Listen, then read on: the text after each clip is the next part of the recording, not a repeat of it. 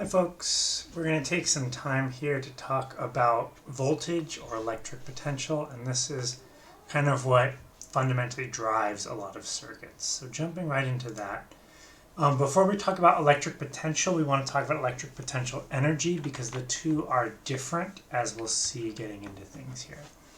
So electric potential energy measures the energy stored by an arrangement of charge. So if there's a certain arrangement of charges, say a positive charge here and a negative charge here, there's a certain amount of energy associated with that arrangement. We don't need to worry too much about how you calculate those in this class, but there is a way to do it.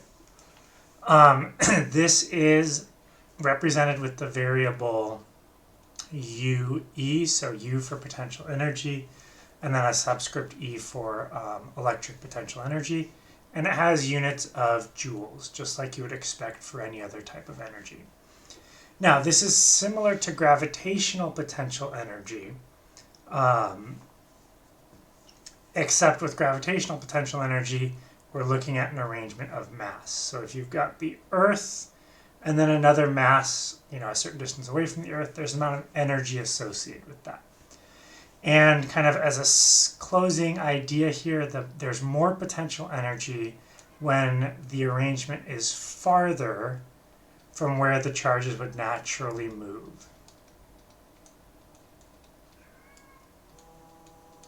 So in this example up top, when I have positive and negative, they're naturally going to want to move towards each other.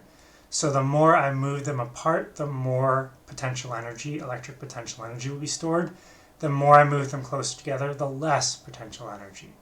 If I have positive and positive, moving those away would reduce the potential energy because that's where they'd want to be naturally. Moving them towards each other would increase the potential energy because that's kind of where they don't want to be. So that's electrical potential energy. It's very similar to gravitational, just gravitational looks at mass instead of charge. And because gravitational is always attractive, moving things away from each other will always increase. Whereas with electric potential energy, it depends on the specific charges, whether you're increasing or decreasing as you move them. So now let's talk about electric potential. So notice there's no energy here, it's just electric potential. And so this is different from electric potential energy, right? There's no energy in it. It's just electric potential. And this is more often, because it's kind of confusing, this is more often referred to as voltage. So if you see voltage, it actually means the same thing as electric potential. Or rather, flipping that around, if you see electric potential, that means the same thing as voltage. This is represented with the unit, or the variable capital V, and it has units of volts, which we also use a capital V for. So V is the variable, V is also the units. It's unfortunate that it's a little confusing that way. And this measures how different two positions are. So if I compare two arrangements of particles, or two positions related to particles, this will tell me how different those positions are. So with gravity, if we want to use that analogy, gravity potential or gravitation potential would be height.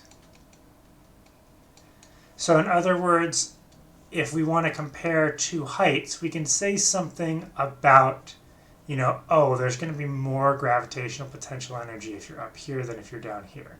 But we can't actually calculate the gravitational potential if we don't have the mass.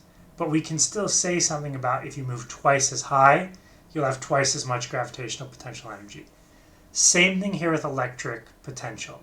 If we have twice the voltage, that means twice the potential energy, but we don't know the exact amount because we need an actual charge in place there.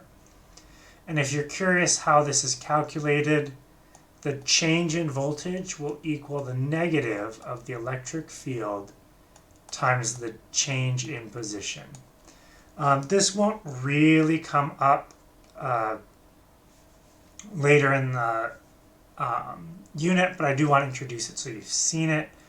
And basically what you can see here is if it's a strong electric field, then you can move things a little bit and have a big change in difference. And this makes sense because if you've got a really strong positive charge and you move a smaller positive charge just a little distance, because this is so big, there's going to be a huge change in that force that's felt, in that energy that's associated with those. And likewise, if you're curious how it's related to potential energy, it's just the potential energy divided by the charge. And neither of these you'll need to know long term. I just wanted to kind of give you an introduction here. So that'll wrap up our electric potential. Let me know if you have any questions.